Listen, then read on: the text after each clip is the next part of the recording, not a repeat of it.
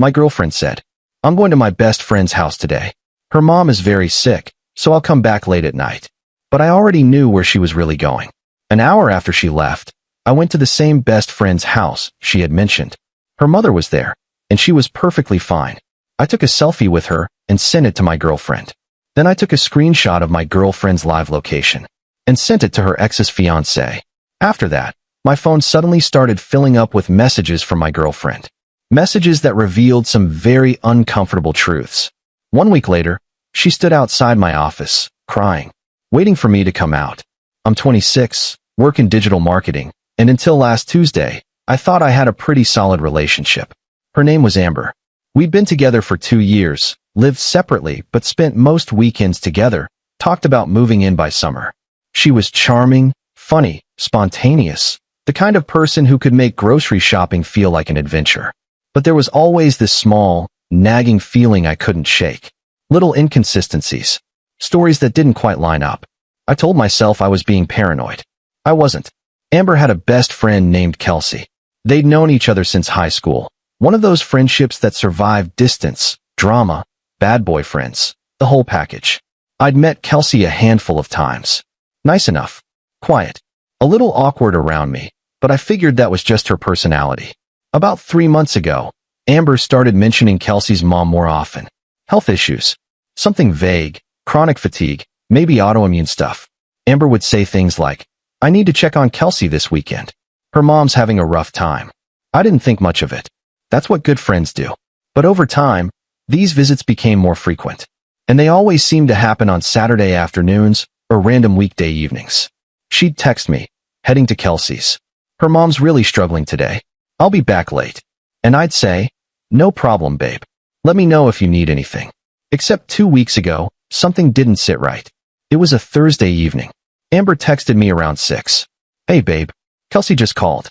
Her mom had a bad episode today. I'm heading over there now. Probably won't be back until late tonight. Love you." I stared at the message. Something felt off. Maybe it was the timing. Thursdays were usually our night. We'd established this routine where I'd pick up Thai food from this place near her apartment, and we'd watch whatever show we were binging. She'd never canceled on a Thursday before. Or maybe it was the phrasing. Bad episode sounded clinical, rehearsed. Like she'd practiced saying it. But I didn't want to be that guy. The suspicious, controlling boyfriend who questions every little thing. So I replied, "Okay, take care of her. Text me when you're on your way home." She hearted the message. Then nothing. I tried to distract myself. Ordered the Thai food anyway. Ate it alone while scrolling through Netflix. Watched half an episode of something I wasn't paying attention to. But the nagging feeling wouldn't leave. It sat in my chest like a stone. Around 7:30, I opened her contact and noticed something I'd never paid attention to before. Her location sharing was still on. We'd enabled it months ago during a road trip to Big Sur when we kept losing each other at rest stops. Just never turned it off. I tapped it. She wasn't at Qley's house. She was across town. At an address I didn't recognize. Somewhere in the Marina District. My heart started pounding. I told myself there could be a reasonable explanation. Maybe Qley moved. Maybe her mom was at a different facility. Maybe they were at a hospital. Maybe I was being ridiculous and paranoid, and exactly the kind of boyfriend I never wanted to be. But I couldn't let it go. I opened Instagram. Found Qley's profile. She'd posted a story an hour ago. A photo of her golden retriever sprawled on a rug, captioned "Cozy Thursday Night" in paw prints. The background showed her living room. The same living room I'd seen when I picked Amber up there once. She was clearly at home. Alone. I sat there for a long moment, staring at my phone. The Thai food container sat half empty on my coffee table. My show was still playing. Everything felt surreal, like I was watching my life from outside my body. Then I made a decision that felt both insane and completely justified. I grabbed my keys and drove to Qley's house. 20 minutes later, I was standing on Qley's front porch in the Sunset District, my stomach in knots. Her house was a narrow Victorian painted sage green, with a small garden out front that Qley was always posting about. I could see lights on inside. I knocked. Qley answered, wearing sweatpants and an oversized cowl hoodie. She looked confused. "Oh, hey, what are you doing here?" "Hey, Qley. Sorry to just show up unannounced. I was in the neighborhood and thought I'd check in. Amber mentioned your mom's been having a hard time lately. Is she okay? Qley blinked. My mom. Yeah. Amber said she's been really sick. That's why she's been coming over so much. Qley's confusion deepened. She tilted her head slightly. My mom's fine. She's in the kitchen right now making chamomile tea. Do you want to come in? My chest tightened. She's here? Right now? Yeah. She's been staying with me this week while her master bathroom gets renovated. Some pipe issue. You know how old houses are. I forced a smile, but my mind was racing. That's great. I'm really glad she's okay. Amber made it sound pretty serious. Qley frowned. That's weird. I haven't even talked to Amber in like 2 weeks. We've both been busy. The stone in my chest turned to ice. Qley stepped aside. Do you want to come in? Say hi to my mom. Sure. Yeah, that'd be great. I followed her into the house. It smelled like lavender and baking bread. Her dog came bounding up to me, tail wagging. I scratched behind his ears while my brain tried to process what was happening. We walked into the kitchen. Qley's mom, Carol, was standing by the stove in a floral blouse and jeans, looking perfectly healthy. Rosy-cheeked. Relaxed. She turned and smiled when she saw me. Oh, hello. I didn't know we were having visitors. Hi, Carol. Good to see you. You're looking really well. She laughed, a warm, genuine sound. Well, thank you. I'm feeling pretty good these days. Finally got my vitamin D levels back up. Qley leaned against the counter. Carol's basically been my house guest and personal chef. I'm going to miss her when she goes back home. Carol waved her hand. Oh, stop. You've been so sweet letting me crash here. I pulled out my phone. My hands felt clammy. Carol, would you mind if I took a quick selfie with you? My mom's always asking about Qley's family. She met you at that barbecue last year. I'd love to send her a photo. Carol beamed. Of course, dear. How thoughtful. I held up my phone, put my arm around her shoulders, and snapped a picture. Both of us smiling. Carol's healthy, glowing face right there in frame. The kitchen clearly visible in the background. The timestamp in the corner reading 8:47 p.m. I thanked them both, made some excuse about needing to get going. Early meeting tomorrow, you know how it is, and left. Sitting in my car outside Qley's house, I opened the photo. My hands were shaking. I stared at it for a solid minute. Carol's smile. The cozy kitchen. The undeniable proof that everything Amber had been telling me was a lie. I sent it to Amber with no message. Just the photo. Then I opened her location again. Still at that same address in the Marina District. I took a screenshot. Zoomed in so the street name was clearly visible. And then I did something I probably shouldn't have done, but in that moment, it felt like the only move that made sense. I knew Amber's ex. His name was Trevor. They'd dated for 3 years before me. The breakup had been messy. Lots of tears, some screaming matches in parking lots, the whole dramatic ending. But they'd eventually gone no contact. Amber had made a big deal about blocking him on everything. About 6 months ago, Amber mentioned, casually, almost too casually, that Trevor had gotten engaged to a woman named Stephanie. She'd shown me Stephanie's Instagram. Look how happy he is.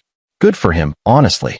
She'd said it with this wistful tone that I'd found odd at the time, but dismissed. I didn't know Stephanie, but I found her on Facebook. Her profile was public. Pretty woman, dark hair, worked in tech. Lots of photos of her and Trevor hiking, at breweries, looking genuinely happy. I sent her a message. Hi, Stephanie. You don't know me, but I'm dating Trevor's ex, Amber. I think there's something you should know. I attached the screenshot of Amber's location. The address, clearly visible. The timestamp. Then I wrote, this is where Amber is right now. I think you should check if Trevor's home. I hit send before I could second guess it. Within 2 minutes, my phone started blowing up. Amber, what the hell is this? Amber, why are you at Qley's house? Amber, why did you send me that picture? Amber, this isn't funny. Amber, call me right now. I didn't respond. I just stared at the messages coming in, one after another, the notifications lighting up my screen like fireworks. Then my phone buzzed with a call. Amber's photo, the one I'd taken of her at Ocean Beach, laughing with the sunset behind her, filled my screen. I declined it. She called again immediately. Declined. A text. You're acting insane. I can explain everything. Another text. Please just talk to me. Another. You're embarrassing yourself. Another. Fine. Don't answer. But you're way out of line. I turned off my phone completely and drove home in silence. The next morning, I woke up to my phone vibrating continuously on my nightstand. I turned it back on out of habit. 43 messages and 12 missed calls. Most were from Amber. The tone had shifted dramatically overnight. Early messages. Angry, defensive, attacking. You had no right to go to Kelsey's house like some stalker. You're acting like a controlling psycho. I was helping a friend, and you made it weird and creepy. Middle messages. Bargaining, justifying. Okay, I should have been more honest about where I was. But it's not what you think. Can we please just talk face to face? I miss you. I made a mistake, but it wasn't anything serious. Recent messages. Desperate, unraveling. I'm so sorry. I really messed up. I was confused about my feelings. Trevor means nothing to me. It was a stupid mistake. Please, please don't throw away 2 years over this. I love you. I'll do anything. Literally anything. Just talk to me. I didn't reply to any of them. But there was another message. From a number I didn't recognize. Hi, this is Stephanie. Thank you for telling me. I confronted Trevor last night when I got your message. He tried to deny it at first, but eventually admitted everything. They've been seeing each other for 3 months. Meeting up at his place when I was working late or traveling for work. I'm leaving him. Moving my stuff out this weekend. I'm sorry you're going through this too. You deserve better than this. I sat on the edge of my bed, reading it over and over. 3 months. 3 months of Kelsey's mom is sick. 3 months of elaborate lies. 3 months of Thursday nights she canceled. Weekend afternoons, she was busy. Evenings she came home smelling like cologne that wasn't mine. I got ready for work in a daze. Showered. Made coffee. Went through the motions. My coworkers noticed I was off, but didn't push. I kept my head down, answered emails, attended meetings. By Monday, I thought things had settled into a new, painful normal. I'd blocked Amber's number. Deleted her from social media. Started telling close friends what happened. Most were supportive. A few were genuinely shocked. They'd liked Amber. Thought we were solid. My friend Ryan said, "Man, I never saw that coming. She seemed so into you." Yeah, well, people surprise you. I went to work Tuesday morning feeling slightly more stable. Like maybe I could actually move forward. Then around noon, my coworker Jade came up to my desk. She had this uncomfortable look on her face. "Hey, there's someone outside asking for you." I frowned. "Who?" She hesitated. "A girl. She's been out there for like 20 minutes. She looks really upset." Security asked if she's okay, but she said she just needs to talk to you. My stomach dropped. What does she look like? Blonde. Blue jacket. Sitting on the bench by the entrance. Damn it. Jade touched my shoulder. "Do you want me to call security? Have them ask her to leave?" "No. I'll handle it." I walked to the front entrance. Through the glass doors, I saw her. Amber. She was sitting on the concrete bench outside the building. Mascara streaked down her face, holding her phone in both hands like she was waiting for a text that wasn't coming. Her hair was pulled back in a messy bun. She was wearing the blue jacket I'd bought her for Christmas. Jade stood beside me. "Are you sure you don't want me to get security?" "I'm sure." "Thanks, Jade." I pushed open the door and stepped outside. Amber looked up the moment she heard the door. Her eyes were red and swollen, raw from crying. "Please," she said, her voice breaking. "Please just talk to me." "What are you doing here, Amber? You won't answer my calls. You block me everywhere." I didn't know what else to do. She stood up, wiping her face with her sleeve. "I needed to see you. To explain." "Explain what?" "That you've been sneaking around with your ex for 3 months while lying to my face about visiting a sick woman who isn't even sick." She flinched like I'd slapped her. "It wasn't like that." "Then what was it like?" "It started as nothing. Trevor reached out a few months ago.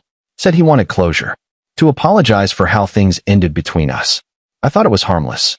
Just coffee. Just talking about old times. And then..." Her voice dropped. "And then it became more. But I swear, I didn't plan it. I didn't want it to happen. I was confused. I still had feelings I thought I'd dealt with. I didn't know how to stop it without hurting everyone. So you just kept lying. I was going to tell you. I was going to end it with him. I just needed time to figure out how. You had 3 months, Amber. Plenty of time." She stepped closer, reaching for my arm. I pulled back. "I love you. I made a horrible, stupid mistake, but I love you. You're the one I want to be with. You don't cheat on people you love. People make mistakes. People get confused. It doesn't mean everything we had was fake. It means enough of it was." Her face crumpled. "Please. I'll do anything. Therapy. Couples counseling. I'll give you complete access to my phone. Whatever you need to trust me again. I need you to leave. Please." Go home, Amber. She stood there, trembling, tears streaming down her face. For a moment, I almost felt sorry for her. Almost felt the urge to comfort her the way I had 100 times before when she was upset. Almost. I can't lose you, she whispered. You already did. She didn't leave right away. She stayed on that bench for another hour. I watched from inside, through the window near my desk. Coworkers walked by, glanced out, asked if I was okay. I said I was fine. Eventually, she stood up, looked at the building one last time, like she was hoping I'd come back out. And then she walked away, shoulders hunched, phone still clutched in her hand. A week passed. I heard through mutual friends that Amber and Trevor's situation had completely imploded. Stephanie had posted about the breakup publicly.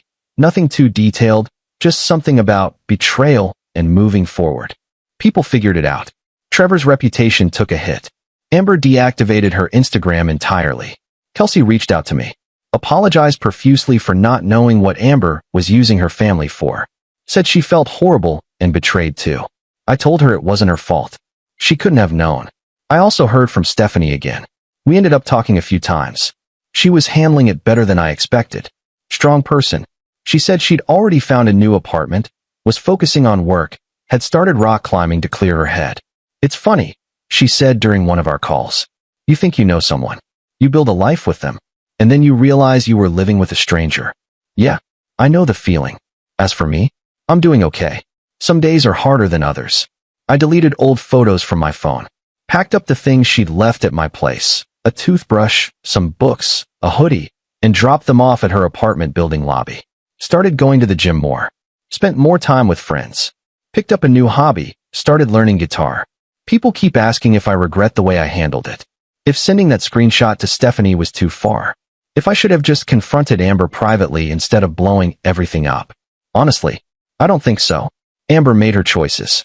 She built an elaborate web of lies. She hurt multiple people in the process. I just made sure the truth came out.